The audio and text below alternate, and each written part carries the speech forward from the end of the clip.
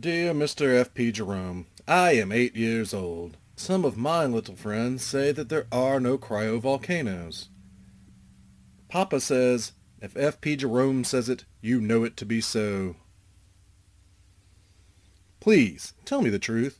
Are there cryovolcanoes on the ice moons of the outer gas giants? Love, Virginia O. Hambone. Virginia, your little friends are wrong. They have been affected by a youthful cynicism in this wondrous age. They do not believe in things that they could see were they given a suitable telescope, or perhaps a powerful space probe. You see, Virginia, all eyes, be they the eyes of a man or a child, are small and flawed. In this great universe of ours, it would be foolish to compare men to insects. Yes, insects. They're sweet. Pretty sweet, really. In fact, they've been around longer than us, and their eyes are better, and they outnumber us, and... Yes, Virginia, there are cryovolcanoes.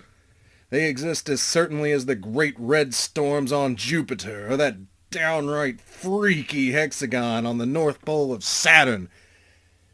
You know that the wonders of the solar system are there. They abound to give you the highest levels of beauty and joy.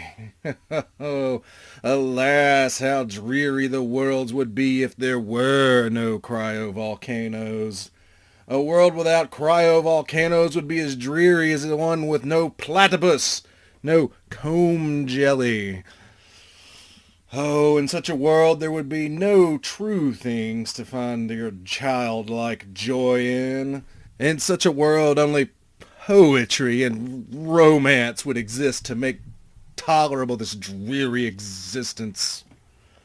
But we can take joy in the knowledge that simple hydrocarbons erupt in atmosphere-piercing plumes from pressurized subsurface chambers a mere 1.2 billion kilometers from the birthplace of our species a mere million years ago. Not to believe in cryovolcanoes? You might as well not believe in Kuiper Belt objects.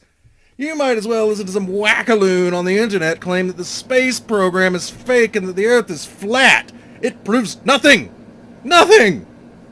No one sees cryovolcanoes with their cursed eyes, and everyone hears the idiots on the internet, don't they?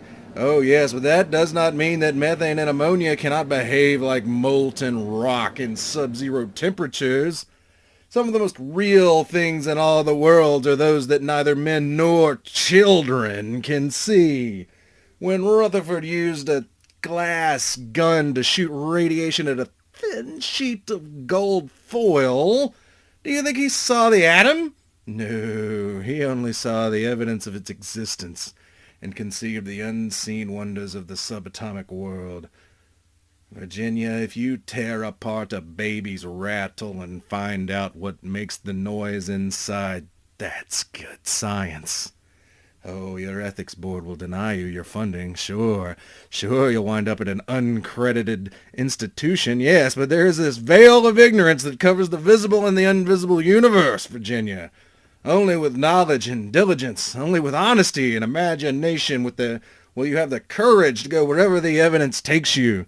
Only then will you push aside the veil of ignorance and superstition that clouds the faulty eyes of mankind. Are cryovolcanoes real? Oh, Virginia. Virginia, in all the worlds, there are things far more ridiculous than cryovolcanoes, which people believe in much more heartily with far less evidence. No cryovolcanoes? Humbug. Humbug! They erupt now when they will erupt in the future. 1,000 years from now, Virginia, nay, 10 times 10,000 years from now. A mere blink in the cosmological eye, Virginia. They will continue to erupt and make glad the childlike hearts of astronomers everywhere. And then I'll show them all. Oh, and Virginia, please do show your friends that freaky hexagon on the North Pole of Saturn. It's amazing.